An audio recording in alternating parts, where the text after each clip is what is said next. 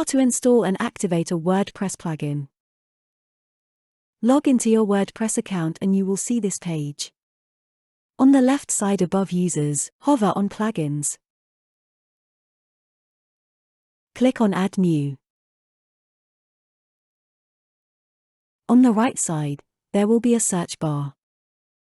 Search for the plugin you need to install.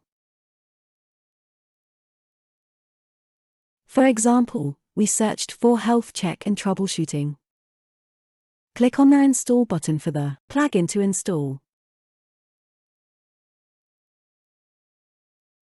You have successfully installed a WordPress plugin. Click on the Active button. That's it, you have successfully installed and activated a WordPress plugin. Thank you for watching. Please contact us if you need any further support.